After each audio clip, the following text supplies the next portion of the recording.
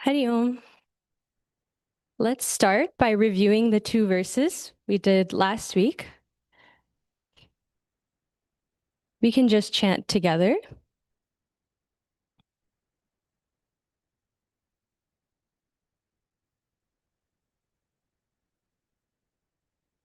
Ready? Okay. आदौ कर्म प्रसंगात् कलयति कलुषं मातृकुक्षौ स्थितं मां विन्मूत्रामेत्य क्वथयति नितरां जाठरो जातवेदाः यद्यद्वै तत्र दुःखं व्यथयति नितरां शक्यते केन वक्तुं क्षन्तव्यो मे पराधः शिव शिव शिव भोः श्रीमहादेव शम्भो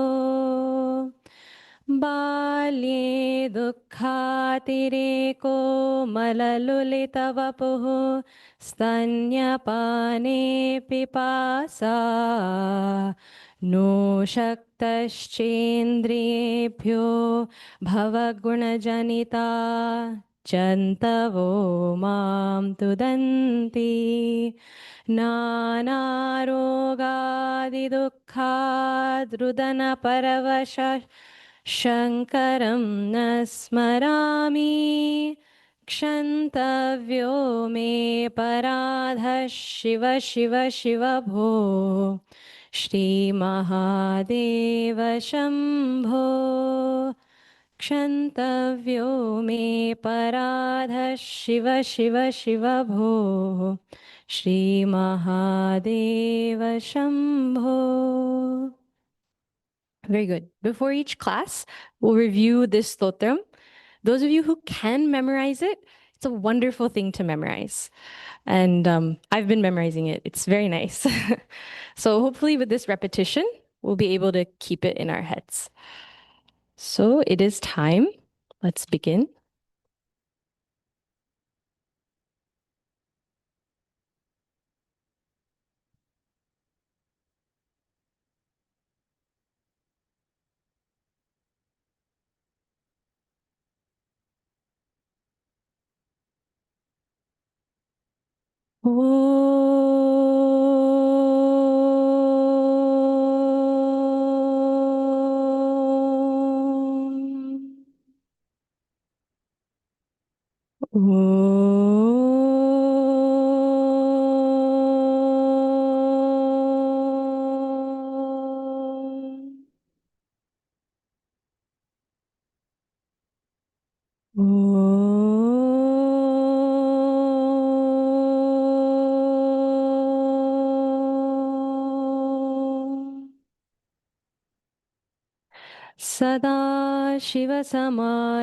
सदाशिवसमारम्भां शङ्कराचार्यमध्यमाम् अस्मदाचार्यपर्यन्तां वन्दे गुरुपरम्परां श्रुतिस्मृतिपुराणानाम् आलयं करुणालयं नमामि भगवत्पादशङ्करं लोकशङ्करम् शङ्करं शङ्कराचार्यं केशवं बादरायणं सूत्रभाष्यकृतौ वन्दे भगवन्तौ पुनः पुनः ईश्वरो गुरुरात्मेति मूर्तिभेदविभागिने व्योमवद्व्याप्तदेहाय दक्षिणामूर्तये नमः समस्तजनकल्याणे निरतं करुणामयं नमामि चिन्मयं देवं सद्गुरुं ब्रह्मविद्वरं मूकं करोति वाचालं पङ्गुं लङ्घयते गिरिं यत्कृपातमहं वन्दे परमानन्दमाधवं परमानन्दमाधवम्. Bhavani Shankaro Vande Shraddha Vishwasarupino Yabhyam Vinana Pashyanti Siddha Swantastham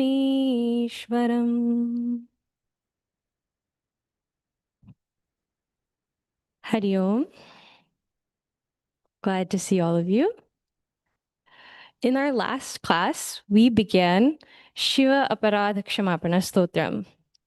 We saw the introduction and we saw verses 1 and 2. So before I start today, we will do a quick recap and see some additional points. Did everybody do their homework? Yeah, I'm seeing some nods. That's good. I hope it was helpful. It was helpful for me as I did it too. And I will continue to give homework for all of these verses. So last week we saw that an aparadha is when we omit our duty and instead commit ourselves to something that does not fall under our purview. It's not our responsibility, something we are lacking, and somewhere wrong we are dedicating ourselves. This is an aparadha. And when we honestly acknowledge an aparadha, then naturally in us arises a paschatap, a regret. Why did I do that? And when we recognize the highest aparadha, the aparadha of forgetting Ishvara, that Lord who has been with us always, there is a special type of paschatapa. There's a real deep-seated regret. But the beauty of that regret is that it itself is cleansing and purifying. Just by acknowledging this aparadha, Bhagwan is pleased. And he starts the change of our personality from within. It starts from that acknowledgement. So step 1, aparadha, we acknowledge. Then we feel that paschatapa, the regret. The next thing we do is what we have been doing in this so far in these few verses, which is kshamayachana, asking for forgiveness. Bhagwan, please forgive me. And not that we make some excuse. The beauty, as I was reflecting again on verses 1 and 2, the beauty of these verses is that they're so honest. There's no undercutting it. There's no justification. Oh, Bhagwan, I was a child. What could I do? No, there's a very clear-eyed understanding of what my failures were as a jiva. Because of that honesty, when we do that kshamayachana, we are then propelled to do the last step, which is prayashchitta. As I said, we'll see these in the last 3 to 4 verses of the stotram. Prayashchitta is repentance, a decision to do something new. I'm turning over a new leaf. I'm going to be different now, Bhagwan. This is what I will take up. This is how my mind will change. So these are the 4 steps. Aparadha, recognizing it, then paschatapa, kshamayachana, asking for forgiveness, and prayashchitta, repentance, atonement. In the first verse we saw, our first mistake is that we were born. As a jiva, as an beginningless jiva, we have never gotten the knowledge of our true self. And so, karma prasangat, by the preponderance of our karma, due to the incidence of our karma, we are propelled to take another birth. Not just another birth, but birth after birth after birth. And then we suffer in the mother's womb. Not only that, the jiva remembers all past lives and promises Bhagwan, this time I will remember you in my life and I will reach you. But as soon as it is said in the Bhagavatam, as soon as the air of the world touches that jiva when it's born as a baby, it forgets.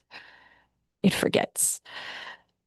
And so the practical application of this verse was, what are all the ways we are falsely promising something to Bhagwan?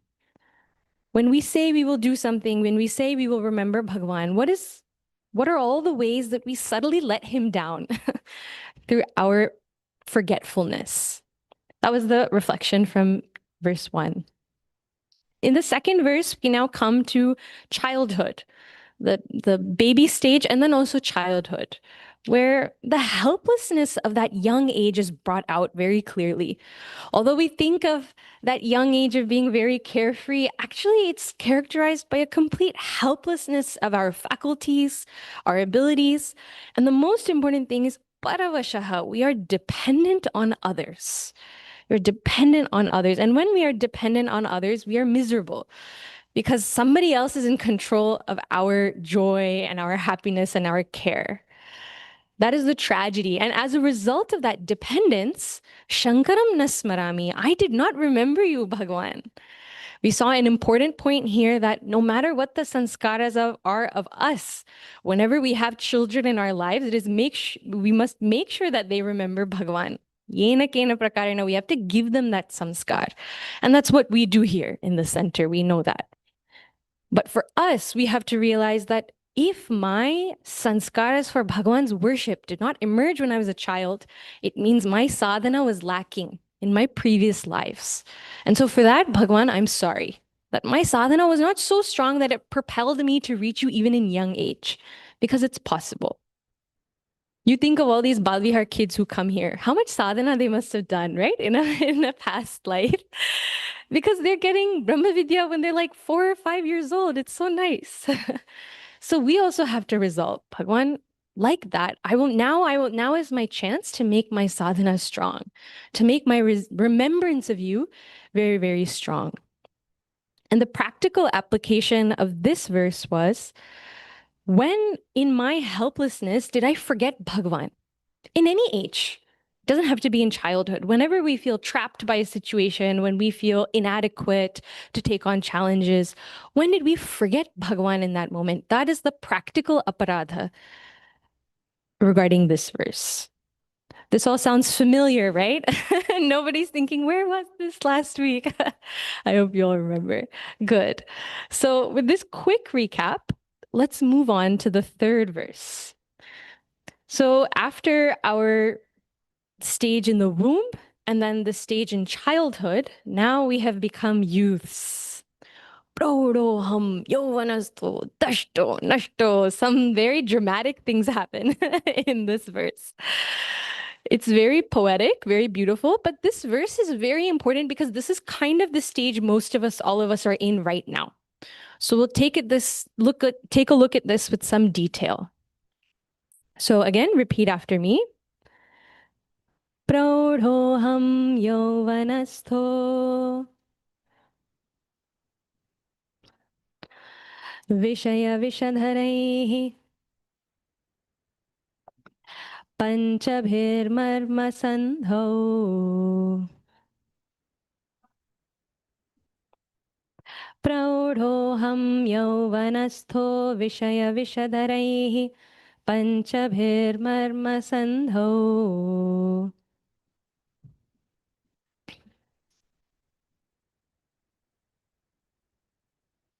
Marmasandhau Dashto Nashto Vivekaha Sutadhana Yuvati Swada Saukhe Nishannaha.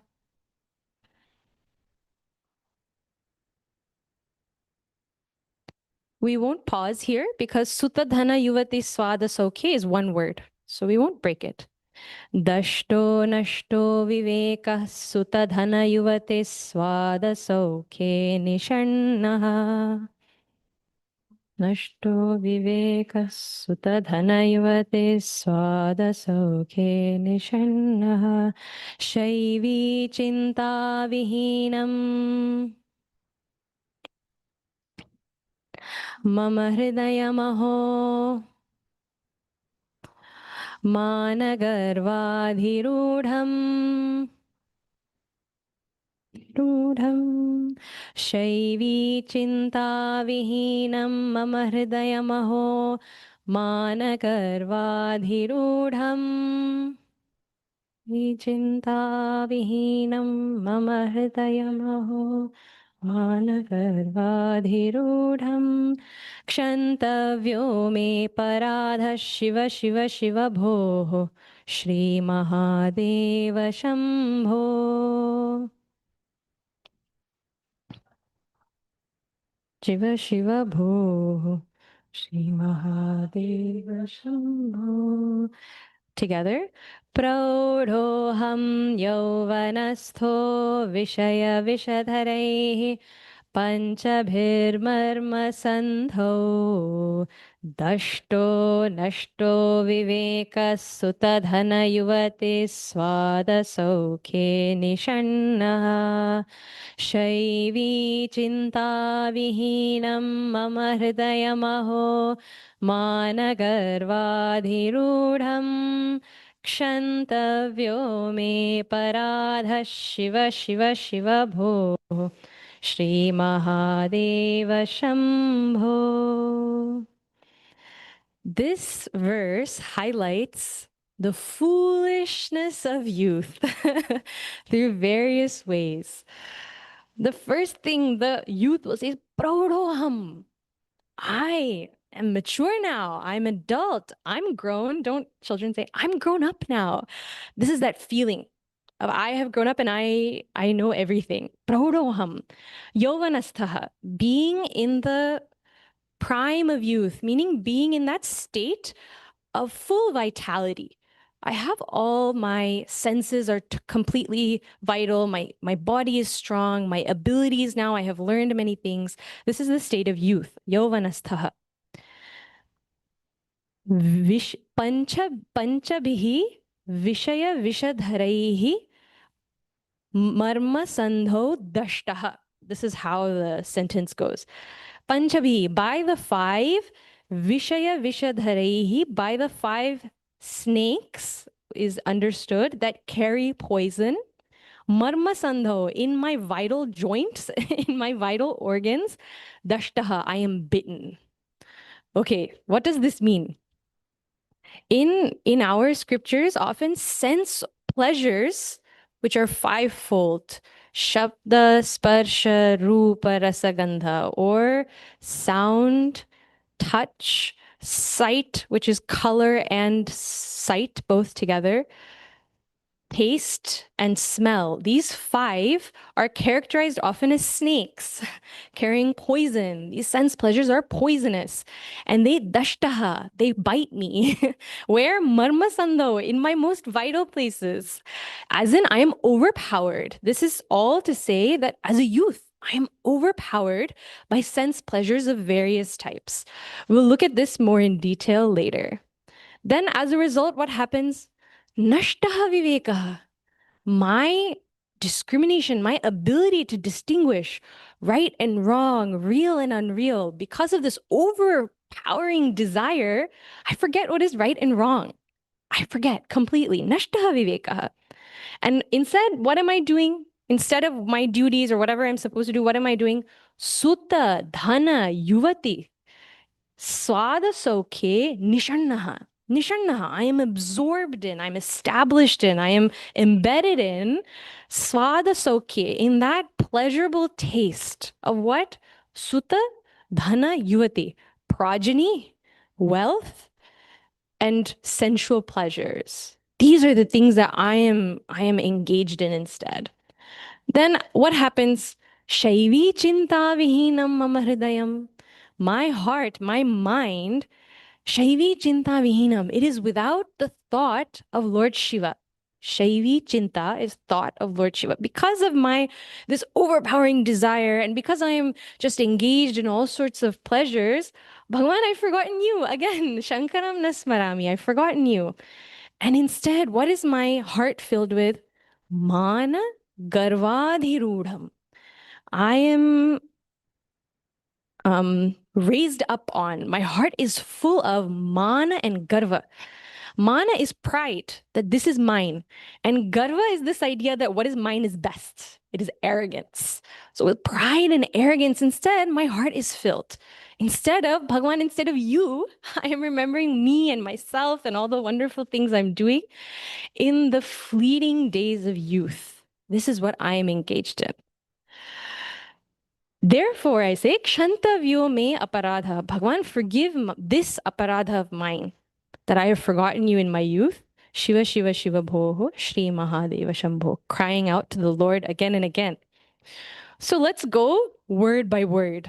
and see this in some detail. First, let's see this praudhoham yauvanasthaha. In Vedanta, there are two steps to becoming identified or attached with things. First, we say, this is me. Aham, this is me. Then we say, all of these properties of this thing are also me. Those of you who know, who have studied a little bit, it is aham adhyasa, mama adhyasa that I'm talking about, but I'm not going to go into those details. Like what? Like let's say we see, classic example, we see a rope and a snake. We're walking on the road, it's dark, and there's a rope lying there. And in the dark, we mistake the rope to be a snake. What's the first step? The first step is we say that this rope is actually a snake. That's the first step, right? Then we apply the properties of the snake onto the rope. It's poisonous, it's scary, it's gonna kill me, I'm in trouble. All of this happens later. But the first mistake is that I think the rope is the snake. Everything is dependent on that. Similarly, when we're identified with this body, the first mistake we say is, I am this body. Then we say, I am young, I am old, I am tall, I am short, I'm smart, I am dumb, etc., etc. All these qualities come later.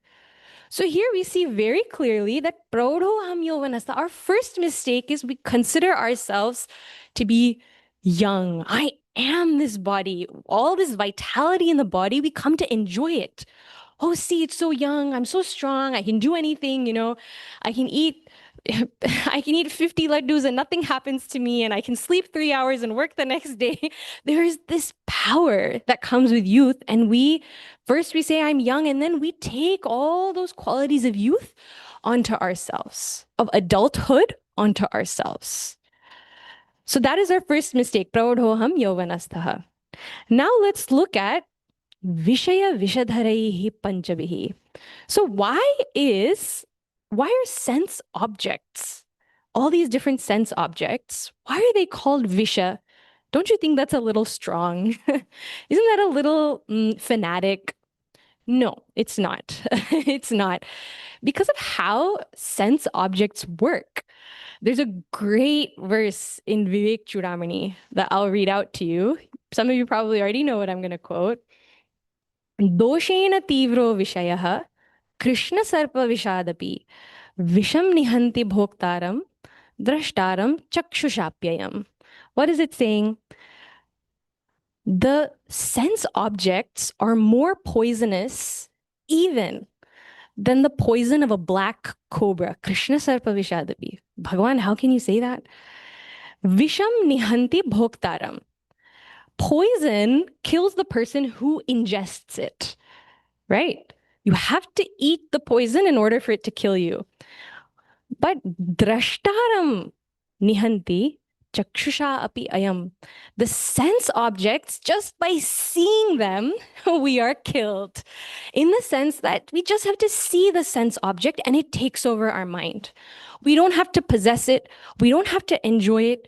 Just seeing the sense object, we are distracted. Think about how advertising works, right? We all experience this. Just by flashing an object in front of you over and over and over again, they create the desire and they influence our actions just by showing you an image, just by making you hear something. Crazy, right? This is the power of a sense object, and that's why it's compared to Visha, that it infects our mind. What we were setting out to do, what our goals were, the sense object will take us away from that goal just by appearing in front of us. Sometimes the youth also will say, I was sitting down to do homework and then I got one notification on my phone and suddenly I'm 2 hours on my phone. I forgot I was sitting to do my homework. This is Vishaya Visha. Some object has come and it's completely taken over my mind the way that poison takes over our body. And it shifts us away from our goal. So is this clear? This comparison between Visha and Visha? We should be very, very careful. Now let's think about Panchabhihi, these 5 snakes. Panchabhihi. So why 5? We will say, you know, I mean, there's no end to the amount of vishayas there are in the world, right? Just go to a mall these days. It's crazy. The first time I went shopping after the Vedanta course, I was like, oh my God, I forgot how many vastus there are in the world. So many different objects. But our rishis were very scientific. They said, no, all of these objects can be categorized into five. And I already told them to you: Shabda, sound; Sparsha, touch; Rupa, form and color; Rasa, taste; Gandha, smell. These five ways, think about it. All of these objects only enter our minds through these five. We don't have any other doorway to let in a Vishaya, an object, right? These are the only ways we can know anything. So then you can start to classify. And you can think, you can do this. This is a great reflection exercise. I've not assigned this specifically, but it's a great reflection exercise. What are all the things in the different categories that appeal to us? The easy things, of course, are tasty food and comfortable clothes and all of this. But there are subtle things too. You know, I like my laptop a lot. Why? It's so sleek and fast. I touch it and it goes. That's a type of sparsha. Oh, you know, I only want to work on this. Don't give me a clunky old laptop. That's sparsha. That's sparsha. All like through this, we can see that all of our sense objects around us, subtly or in a gross way, they are connected to these five. There's, again, I will quote Vivek Chudamani because Vivek Chudamani has a lot to say on this topic about how these five affect us. शब्दादिभिः पञ्चभिरेव पञ्च पञ्चत्वमापुस्वगुणेन बद्धाः कुरङ्गमातङ्गपतङ्गमीन भृङ्गानरः पञ्चभिरञ्चितः किम्. Very interesting verse. Bhagavan says, these five Shabda, Sparsha, Rupa, Rasa, Gandha, they're very dangerous even when one of them we are attached to. He says, for example, the deer, Kuranga, the deer is susceptible to Shabda, sound. How the hunter will play the flute and then the deer is lured in and it's trapped. So its attachment to Shabda gets it killed. Matanga, the elephant, is susceptible to Sparsha. What they do is that they will make a pit and then they'll keep a she-elephant inside, and then seeking the she-elephant, the elephant will charge straight into the pit, and again, it is hunted. Then Patanga, the moth, we all know, is attracted to the flame. Attracted to the flame, it reaches the flame and is burned up in the flame. Mina's rasa, taste. By the taste of the bait, it is caught by the fishermen or netted by the fishermen. And then Bringa, the bee, is attracted to Gandha, smell. Smelling the lotus, it'll sit in that lotus and then it gets almost dazed by that smell. And then at night, the lotus will close over it and it'll pass away. Then Bhagwan asks something very interesting. Naraha panchivihi anchitaha kim? This human being who is attached to all five, Kim, what then? What happens to him? If these animals only are suffering because of attachment to one, what happens to that human who is pulled in five different directions? It's a pitiful state, actually. It's very dangerous. So this is all to say that we should be very careful.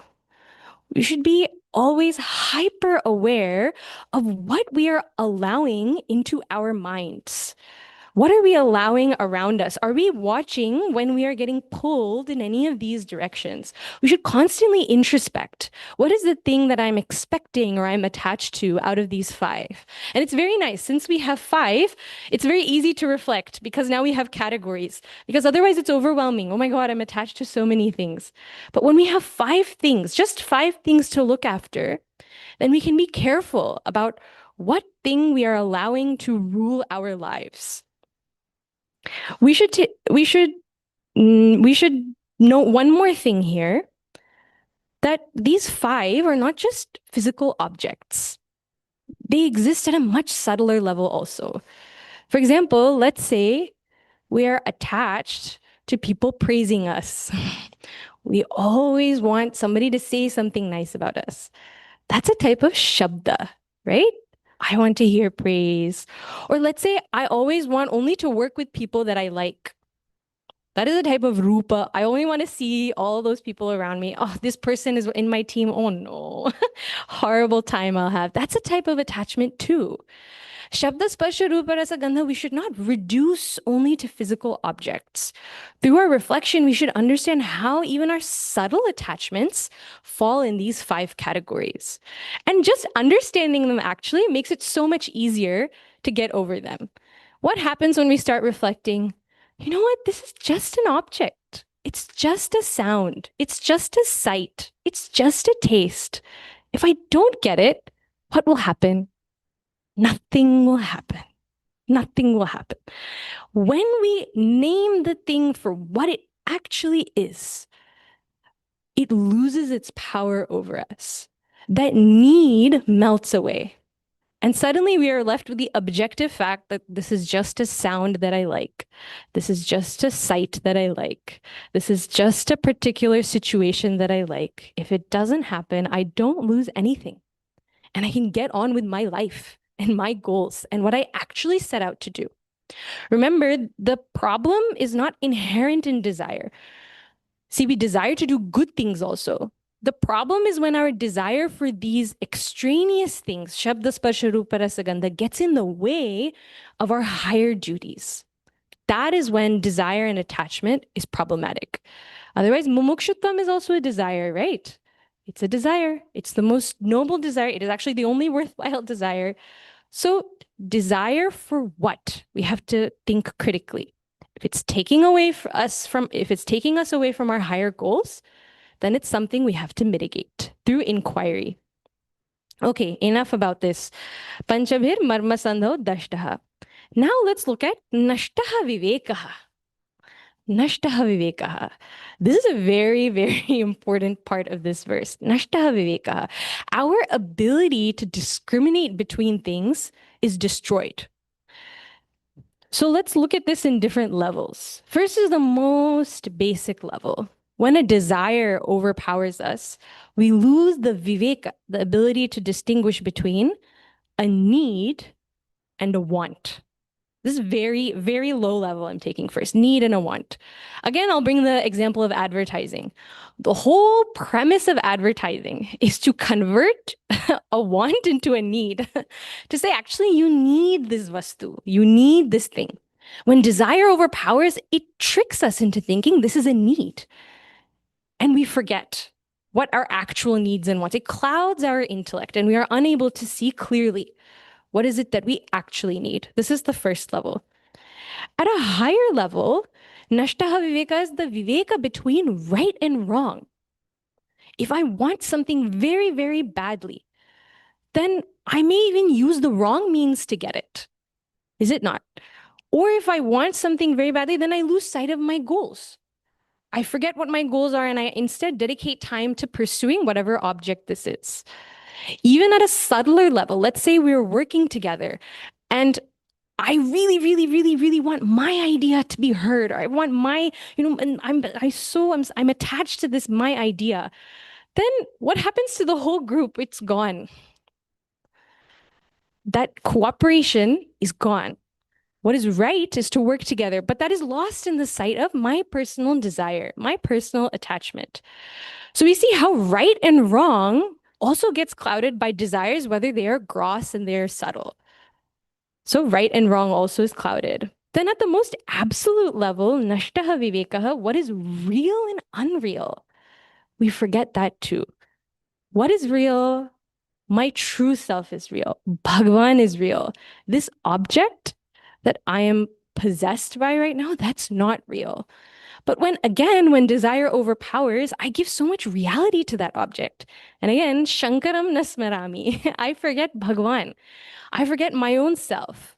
I lose whatever contentment I have. I forget the bigger picture whenever these desires arise. So you can see how Viveka is also at many levels. Of course, the ultimate viveka is between what is ultimately real and unreal. But viveka is that ability to discriminate rightly in all circumstances. And the point is that desire is like a big wrench thrown into that machinery. The intellectual machinery, it just stops when desire arises. And we lose the ability to see clearly, to see things as they are. So that is nashtaha vivekaha. Then what are we doing instead of our duties? What are we doing instead of what we should be doing? Because our viveka is nashta, what are we doing instead? Sutta dhana yuvati swada saukhe nisharnaha. Big words. Sutta dhana yuvati can be seen in two ways. One common way that Gurudev talks about these words. Sutta, progeny, he says, are those who depend on us. And yuvati, we can translate as spouse, because for husband, wife, wife, husband, for spouse is that whom we depend on. This is something he says in Bhaj Govindam talks. So sutta dhana yuvati means those who depend on us, those we depend on, and dhana, that thing we use to run this whole machinery of dependence, this is what our attention is consumed by. We can see this in our lives pretty clearly. In our daily duties, all of this, our attention is taken up into this whole machinery of family, who we want to take care of, who are dependent on us. Now, Guruji here raises an important point. Is it wrong to be dedicated to family in this way? He says, no, it's not wrong.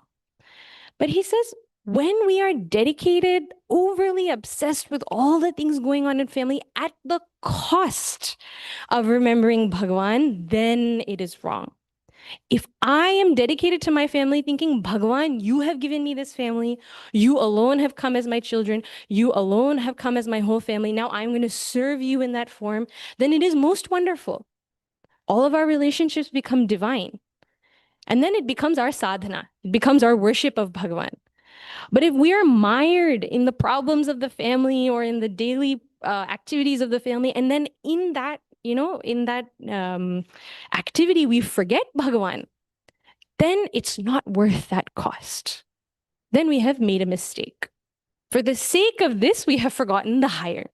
Again, recalling our previous class, Bhagavatam says that if our duties don't give us devotion for Bhagavan, then it is shramaha eva. It is just some effort. It's just some menial labor.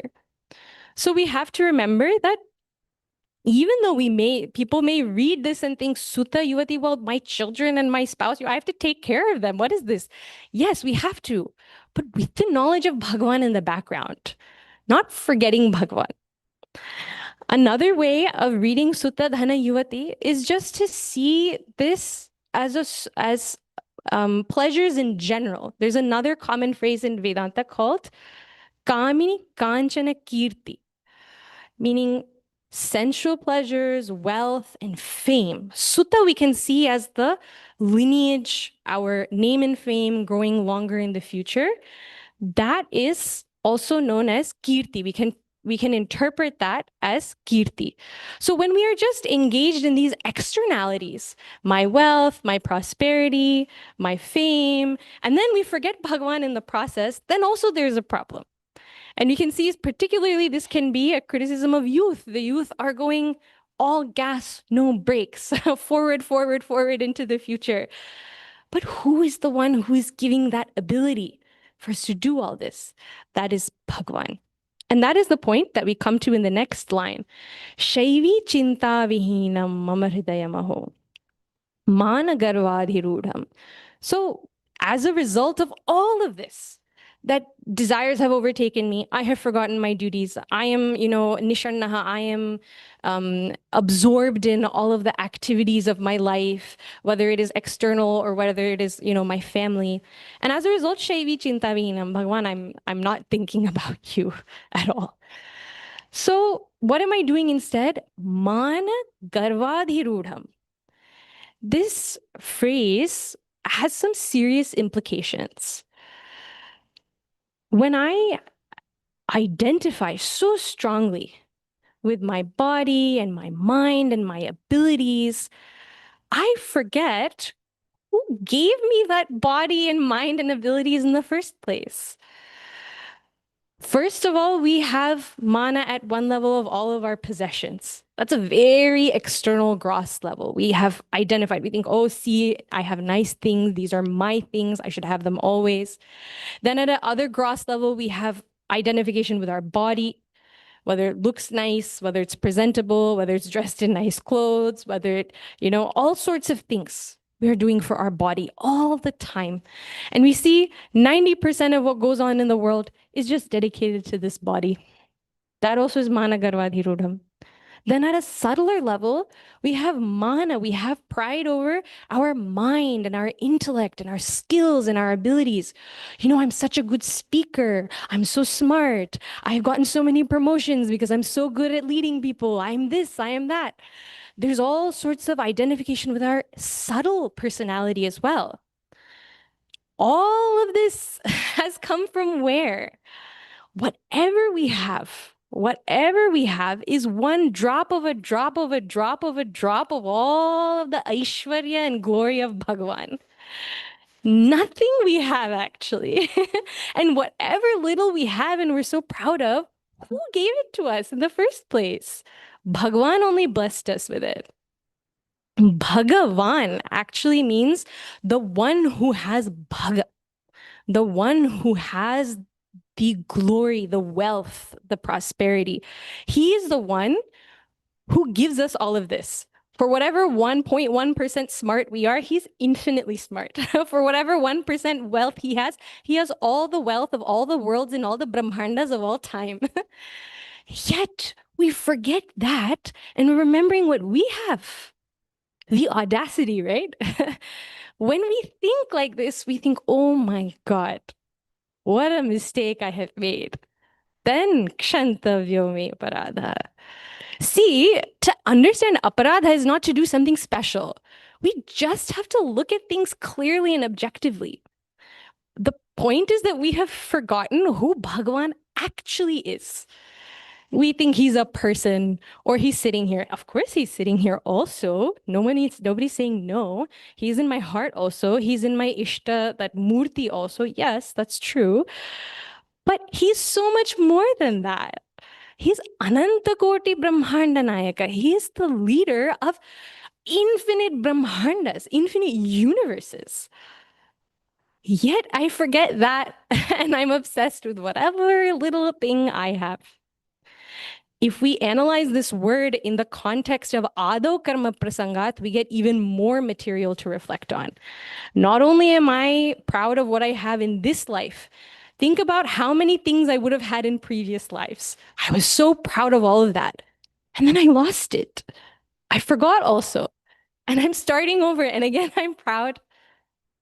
Again, when we see things in the larger picture, when we see ourselves not as just this body and this mind, but as an beginningless jiva with a beginningless relationship with Bhagavan, we become very conscious of our true nature as just a little jiva. Gurudev used to say, when you go in front of Bhagavan, go as a creature in front of its creator. Not even his or her creator, a creature in front of its creator. I'm just a little creature in front of my creator. And when my aparadha becomes apparent to me, then very naturally I'll say to Bhagavan, oh, Bhagavan, I'm sorry.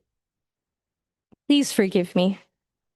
The other beautiful thing about reflecting like this is realizing that, my aparadha is also not the end of the world.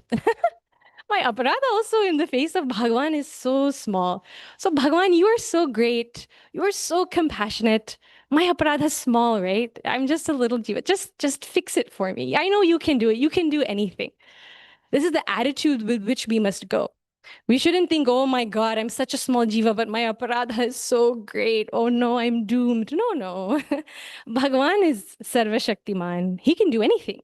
He can change our mind whenever we want. We just have to go to him honestly. So this concludes this verse. I'll give you one exercise for this verse. Mananam exercise for this week, which is, when have I ignored Bhagwan out of excessive pride for me and mine? When I am excessively obsessed with what is me and what is mine, when have I ignored Bhagwan? This is the reflection exercise for this verse. Prodhoham yovanoham. Very good. Okay, let's go to the next verse now. Repeat after me. Vardhake. I should take a higher pitch. Vardhake chendriyanam. Vigatagatimatihi. Chadhidaivaditapaihi. Chadhidaivaditapaihi. Vardhake chendriyanam vigatagatimatihi chadhidaivaditapaihi.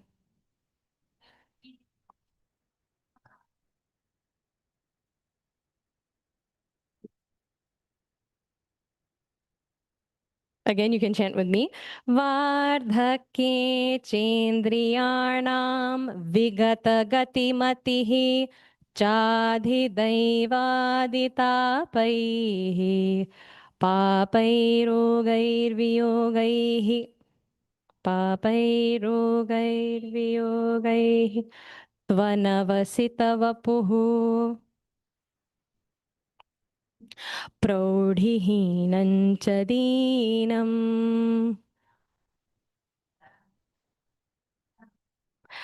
पापैरोगैर्वियोगैः त्वनवसितवपुः प्रौढिहीनं च दीनम्.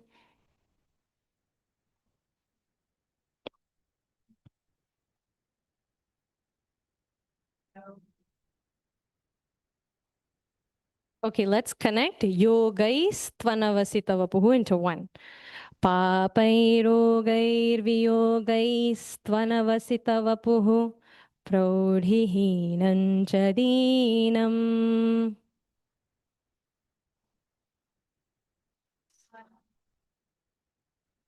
प्रौढिहीनं च दीनं मिथ्यामोहाभिलाषैः भ्रमति मम मनो धूर्जटेर्ध्यानशून्यम्.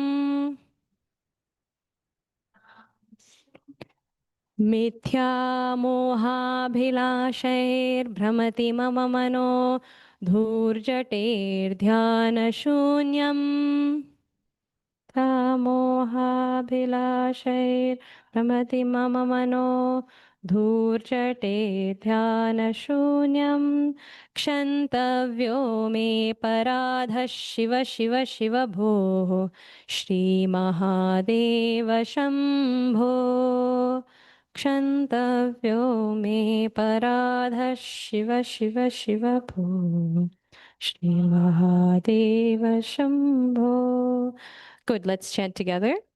Vardhake chendriyanam vigatagatimatihi chadhidaivaditapaihi papairogairviyogaiस्त्वनवसितवपुः प्रौढिहीनं च दीनं मिथ्यामोहाभिलाषैर्भ्रमति मम मनो धूर्जटेर्ध्यानशून्यम्.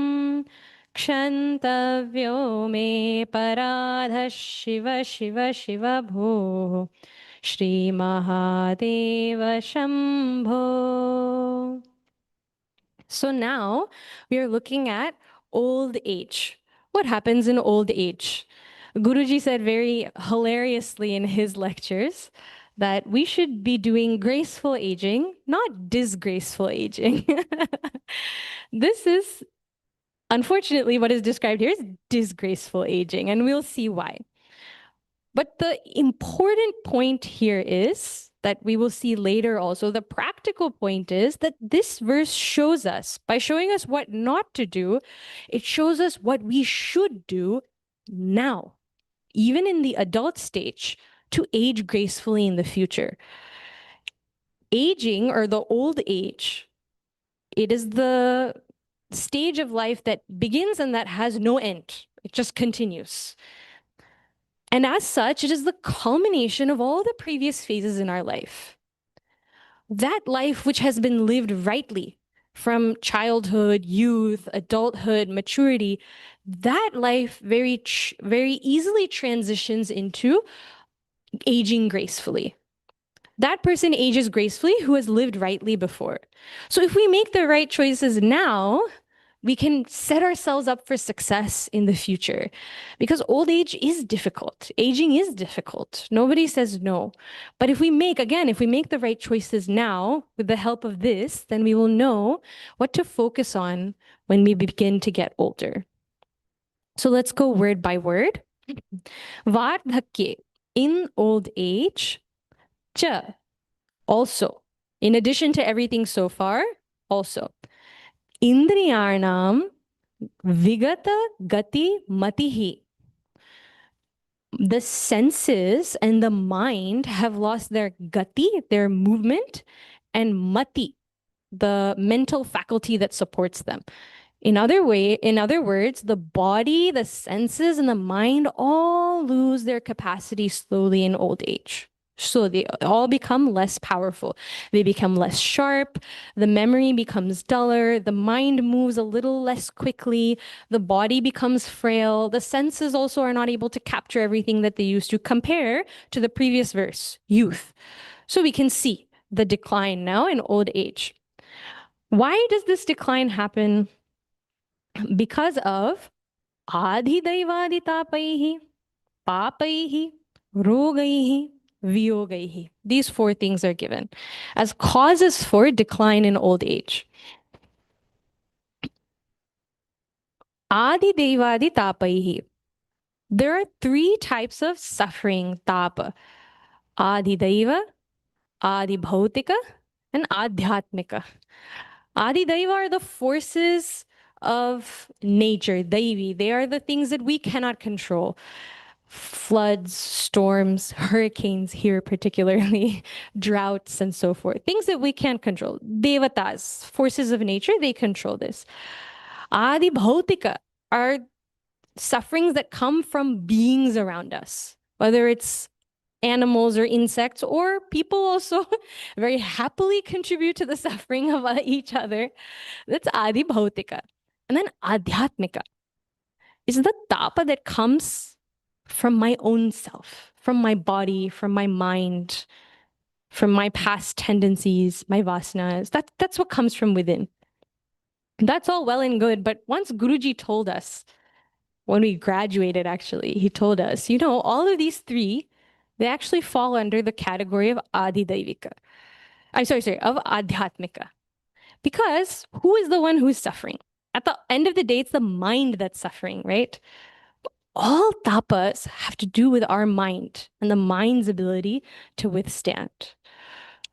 So through all these sufferings, the body begins to decline, the mind also begins to decline, time goes on. What else happens? Papaihi.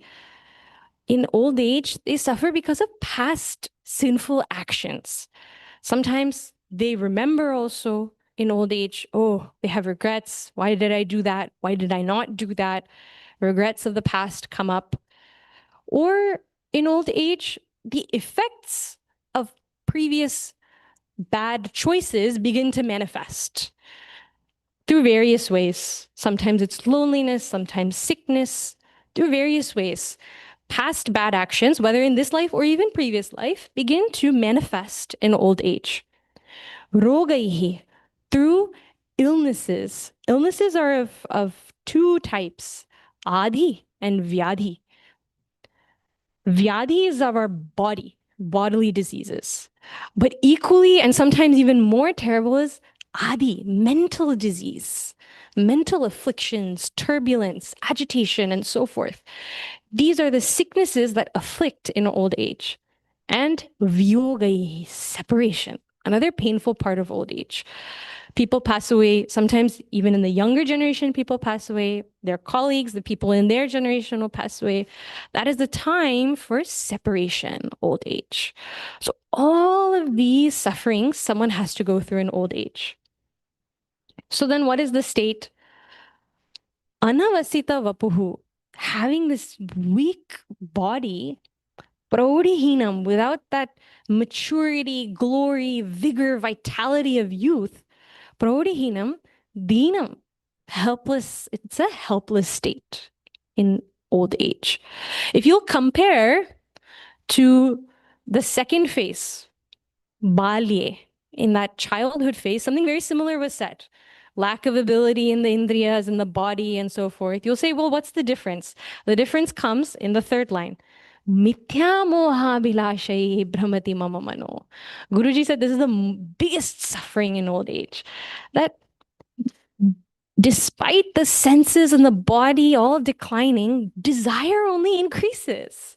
That's the difference between old age and childhood. It's because now the older person has tasted a little bit of the world and they still want it. The body, the mind, and the senses are not cooperating. It's actually a very difficult situation.